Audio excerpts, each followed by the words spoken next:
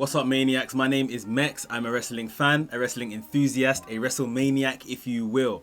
And today we are talking NXT. This was the final stop on the road to Takeover 30. We've got some real strong, clear direction of where we are going at Takeover 30 and possibly stuff that is going to be happening after Takeover 30. So we're going to chop up everything that took place on the show right here, so stay tuned. Right here at WrestleManiac UK, I discuss everything that is WWE and AEW. So if this sounds like the place for you, make sure you hit the subscribe button and click the notification bell so that you get notified every time I drop a new video. Ladies and gentlemen, without further ado, let's get into the review. So I'm going to start from one of the segments I was pretty much looking forward to going into this week's NXT, and that was the face-to-face between Adam Cole and Pat McAfee. Pat McAfee arrived to the NXT arena not alone.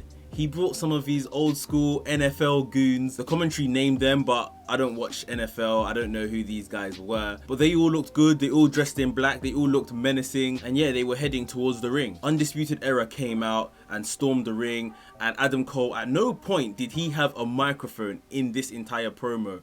But you could hear him. And being Adam Cole, you could feel the presence. You could feel everything and every motion that he was trying to convey. He's so good at what he does. And he was just literally saying, Pat McAfee, come out here right now. Let's get to this. Pat McAfee came through the back door with his guys, the same door that he was kicked out of, so I thought that was some good synergy there.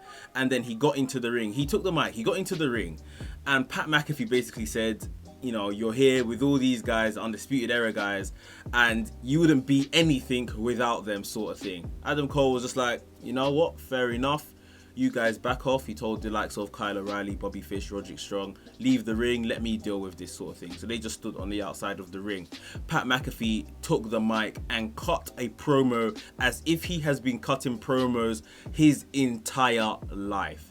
This was something special. At times I thought, is this lasting too long? But he had you gripped for the entire time he was speaking. This was really good, and I was really impressed by this, to be honest. I know he is a bit of a loudmouth and has a podcast, so he's not like new to the microphone and stuff like that. He definitely has the character for it, but this was delivered expertly, like literally as if he's been doing this wrestling promo stuff for a very long time. In his promo, he basically went on to say, yeah, Adam Cole, well-traveled champion, you know, everywhere you've been, but I came in here and after 1 minute, 30 seconds or so, I laid you flat. I made a fool of you. I punted you in the head. Like, is this the guy that, you know, NXT, is this your king? It was that kind of thing. He really questioned and tried to put doubt into everyone watching that this is the guy that you have been praising and holding in such high regard. He made fun of Triple H. He even mocked Adam Cole, saying that, you know, you only got to me because my hands were behind my back. Pat McAfee was looking like he was really going to be the MVP of this particular segment. Once he was done speaking, Adam Cole looked like he had had enough and was going to step to Pat McAfee when a bunch of security guards kind of stormed the ring, and Adam Cole just dispatched of these 4 security guards one by one, looking so cool and so calm as he done it, and he just glared towards Pat McAfee afterwards, saying that, you know, this is gonna be you. This is how I'm going to literally dismantle you at Takeover. And Pat McAfee looked so shook afterwards as Adam Cole continued walking towards him. His goons now got up on the apron. Undisputed Era then got in the ring and kind of came behind Adam Cole to back him up. And they done a close-up shot to kind of end this segment of Adam Cole kind of whispering to Pat McAfee that I am going to make you my bitch at Takeover. A really effective ending to a really effective segment. I can't say I wanted to see Adam Cole in this match, I definitely didn't, but they have definitely made it something interesting, and Pat McAfee is bringing it. He is really bringing it. I'm not sure what the long-term gain is here. Does he have aspirations to get in the ring on a more regular basis and actually become a wrestler, or is this kind of like a one and done, a high profile kind of spot for Takeover 30? I don't know, but I'm really intrigued to see the match that we're going to get. I would expect Adam Cole to win, but yeah, these two men really brought it on this kind of go home promo for their match. Right guys, before we start tackling the matches, please make sure you give this video a thumbs up if you are enjoying the review. Leave us a like, it does wonders for this channel and I thoroughly appreciate it. First match on the card, we had Johnny Gargano taking on Ridge Holland. This was one of the qualifying matches for the North American ladder match at Takeover 30. Really good match between these two. Johnny giving it all the chat throughout the entire match, and Ridge Holland really playing as the big, beefy but babyface character amongst these two. There was a horrible spot in this match where Johnny Gargano was dropped firmly on his head. There was a massive gasp from the crowd. Mauro Ranallo on commentary was like, oh my god, oh my god, oh my god. Like, it was really scary. If you haven't seen it, check it out if they, probably haven't removed it due to editing or whatever.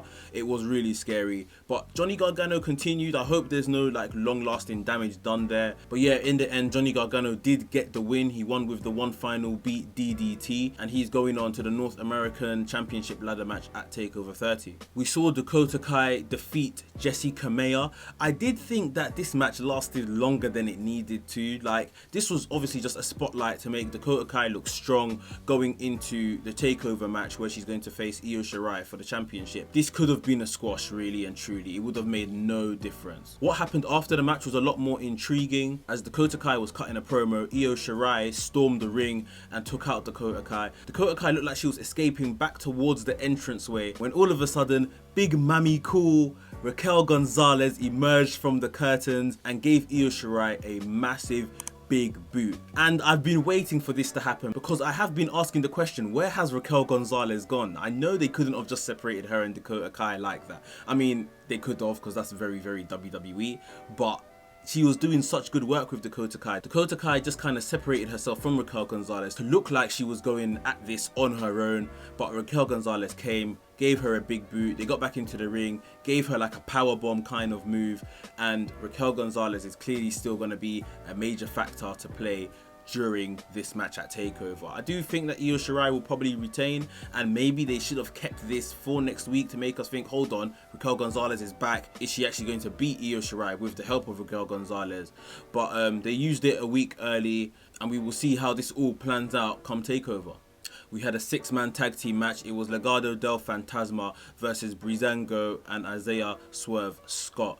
Really fast-paced, good action match. Legado del Fantasma just looked really good, and I'm really happy they found something to do with the likes of Joaquin Wilde and Raul Mendoza. These are two really good talents that have needed a bit of a spotlight for a while. The match ended when it looked like Isaiah Swerve Scott was actually going to win the match until the referee told him he's not the legal man to get the final pin. Tyler Breeze, who was the legal man, got back into the ring, kind of cleaned up for a bit until he met Santos Escobar, who laid him out with a phantom driver and got the win. I guess eventually we are going to see Santos Escobar take on Isaiah Swerve Scott for the Cruiserweight Championship. I'm not sure if Swerve will win just yet because Legado del Fantasma are on a bit of a roll, but it's going to be a very good match regardless. We had Rhea Ripley and Shotzi Blackheart take on the ladies from the Robert Stone brand, Mercedes Martinez and Aaliyah. And I can't lie, I did kind of switch off here. I don't want Rhea Ripley involved in this.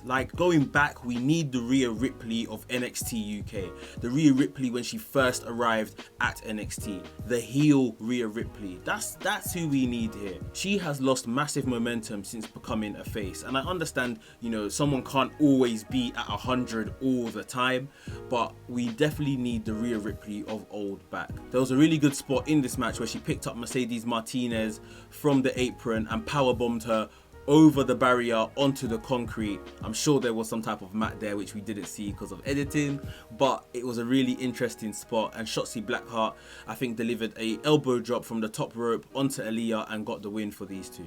To finish the show, we had the second chance match, Velveteen Dream versus Finn Balor. The winner of this was also going to join the North American Championship ladder match at Takeover, and I was really excited to see this match. I really like Velveteen Dream's heel persona, and Finn Balor is kind of like a tweener, sometimes more heel, but I've really enjoyed the work that both of these guys have been doing in recent weeks. The match was really hard hitting. Velveteen has definitely kind of readapted his style to fit his heel persona.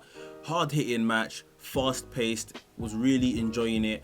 And then for me, the match just became a bit overbooked. Cameron Grimes came down, climbed the ladder and took off the North American Championship, which was hanging above just outside the ring, and then he was doing his thing. And Cameron Grimes has been really enjoyable, but it's like when you're getting a good match, the distraction wasn't really needed. However, the match pretty much continued. Johnny Gargano then came out, got his hands on the title, was prancing around with it. He was then met in the aisleway by Bronson Reed. As Johnny Gargano tried to escape, he kind of ran into Damian Priest. Amongst all of this, the referee got knocked out. At one point, Finn Balor was outside, and then Timothy Thatcher, who isn't even in this match, got involved, taking out Finn Balor and rolling him back into the ring. We saw Velveteen Dream apply a Death Valley driver to Finn Balor and then get up on the top rope and deliver his elbow drop, pinning Finn Balor. So Velveteen Dream will be the final contender in this match, and I'm sure Finn Balor is gonna have a bone to pick with Timothy Thatcher. Obviously, Finn Balor took out his rage on Timothy Thatcher after not qualifying in the original qualifying match, so I guess this was Timothy Thatcher getting a bit of revenge on him. The segment ended with Bronson Reed carrying the North American Championship. If there is any maths to all of this stuff, does that say that Bronson Reed is not going to win it? I guess we'll see, but I think this match definitely needed some extra star power after, you know, originally the first names that were announced were Dexter Lumis, I know he's no longer in the match, and Bronson Reed, and I was thinking we do need some star power. I guess we have got that now in the shape of Johnny Gargano and Velveteen Dream just adding to the lineup, and I am looking forward to this match. It's going to be very chaotic, but I'm sure these men are going to put something together that is going to be a very, very strong match. So guys, that was my NXT review. Takeovers always deliver. If there is any guarantee in life, it is that takeovers are brilliant. They are usually very, very good. So I hope you all enjoy the show. Later this evening, I'm going to be doing live predictions on YouTube with Savage Reactions. So make sure you go over to his page, Savage Reactions, and watch us at 6 PM British time. We are going to be doing all our predictions for NXT TakeOver 30. Guys, if you enjoyed this video, please give us a thumbs up, like the video, and if you're new here, welcome. Please consider subscribing and hit the notification bell so that you get notified every time I drop a new video. WrestleManiac UK signing out, and I'll see you soon.